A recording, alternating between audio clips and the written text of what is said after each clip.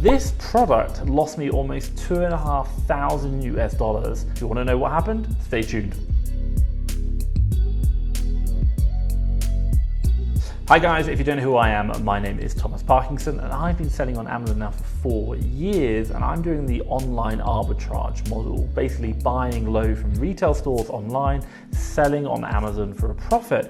In the last 12 months in the UK alone, we have turned over £1 million, about 1.4 million US, and I share everything about what I'm learning, my document, my journey, and even my profits on this channel. If you want to know more and hey, you want me to share that with you, make sure you hit the subscribe button down below.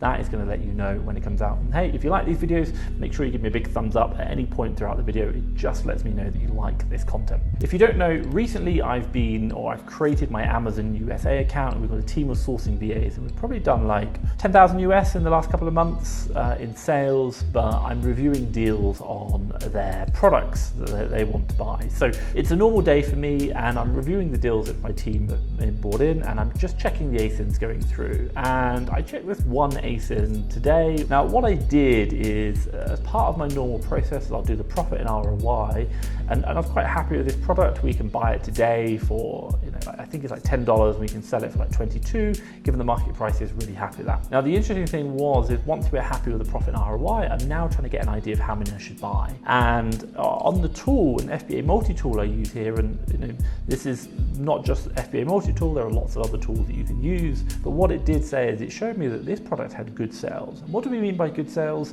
We mean 974 to 1.1 thousand sales per month, which is like, wow, this product is selling. The general way I work when I'm doing sourcing is once we've done the profit and ROI, I'm really happy, then I'm looking at sales velocity, and then I'm just going to have a quick look at the competition, and I'm probably going to divide like the sales and sales per month divided by the competition, and I'm then going to say, actually, I'll probably buy it.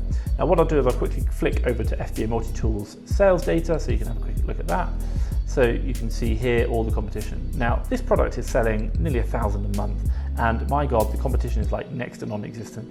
It just has such a low quantity, and I was like, wow, I want to buy a lot. Now the other thing which I'll probably say with this as well is that you might notice it is actually a variation listing.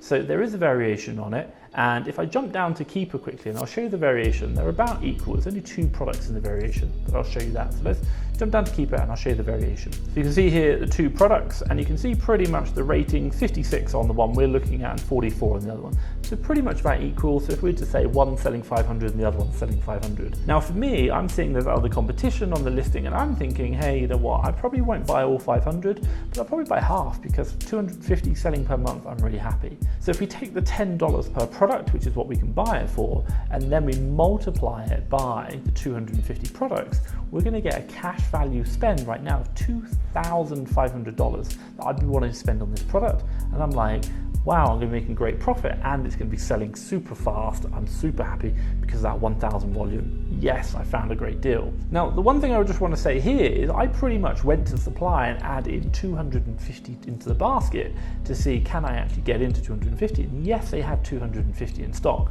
Now, the one thing I kind of realized is that, hey, Tom, you know what? You're getting a bit excited here. You just need to go on and do your analysis properly. So I said, hey, quick, let's come back. I'm going to spend a lot of money. Let's double check. So what did I do? So when I came down to the Keeper chart, I can see that the buy box price, and if I hover over now, that's kind of gone down, but I'm still profitable where we are now with a great margin. The other thing I noticed also as well, new offer count is increasing, i.e. the competition. Not too worried there, it's been pretty flatline for about the last month, and it's actually slowly coming down, so not too worried there. But the one thing I did notice, which kind of rang immediate alarm bells to me, was, and what I discovered, and we say I discovered something, was this sales rank. Now remember, this product is supposed to be selling 1,000 units per month, and it's a variation listing, so they're about 50-50, so I'm going to divide that 1,000. You shouldn't have to, but I'm just going to be safe and do that. So 500 we're saying is selling.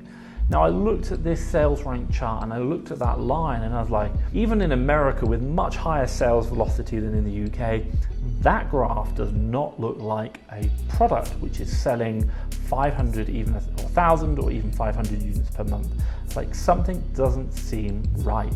the tool that we're using, FBA Multi-Tool, and what I would just want to say, FBA Multi-Tool is a great tool. I really like it. I really recommend it. I think it's a fantastic tool, and I've been using it for a number of years, but it is a tool providing information, and it's our job to check that information and to just make sure that we're happy with it.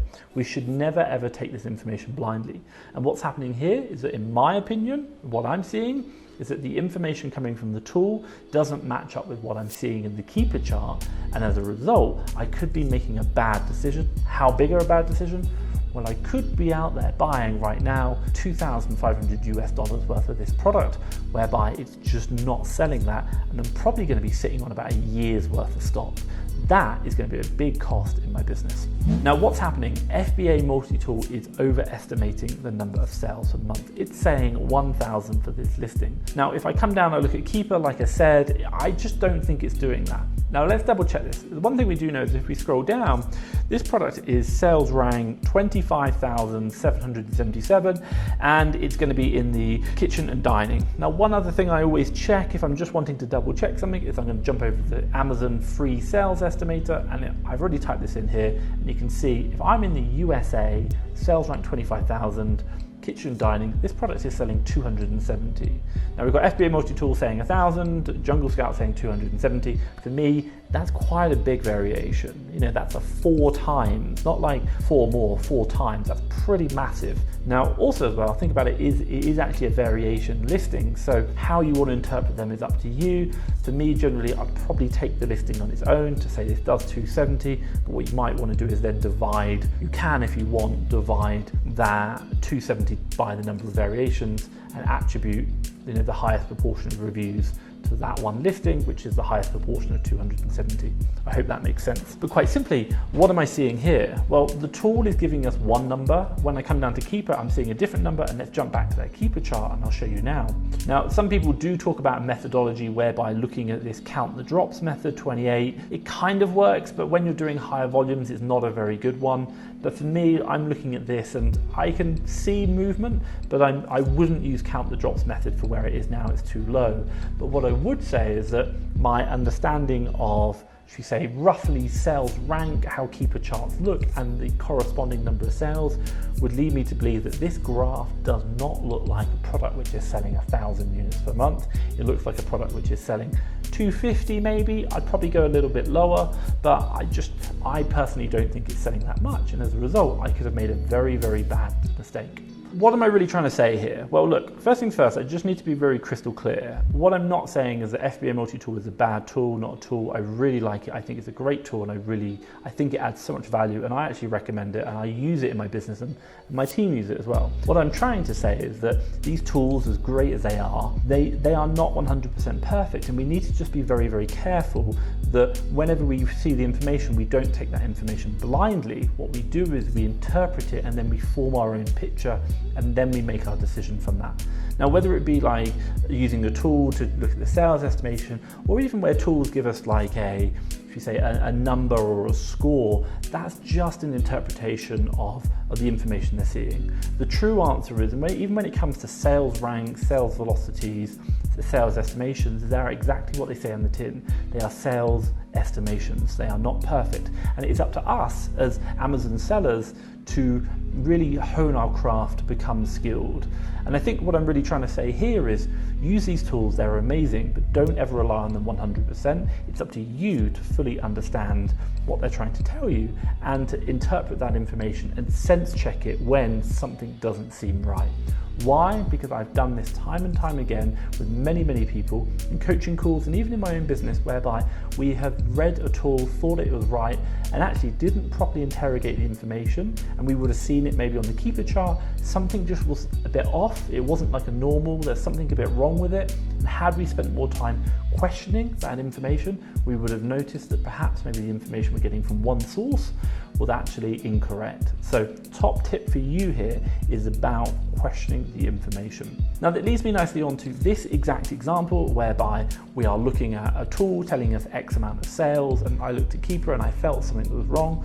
What can you do to improve your sourcing methodology, to improve your deal analysis, to get better at what's happening? Well, top tip for you. What I'd really recommend is the tools are amazing, but you should always be building what's known as a mental map or a mental picture between what the tool's telling you and what you're seeing in the graphs. Learning to read keeper graphs is going to be one of the most important things you could ever do in being an Amazon seller. And I say it to my team, and I say it to my purchasing managers, you want to build that mental picture of whereby you can look at a graph and you just know it's a fast selling item or it's not. You can just tell. Why?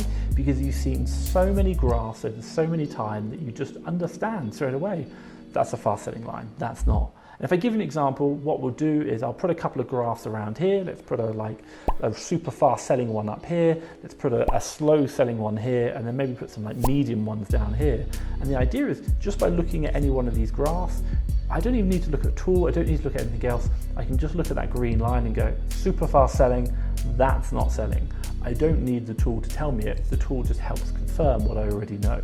And what I can then do is if I'm seeing conflicting information, i.e. the graph says one thing and the tool says something different, then that's a warning sign for me to go, whoa, stop a second.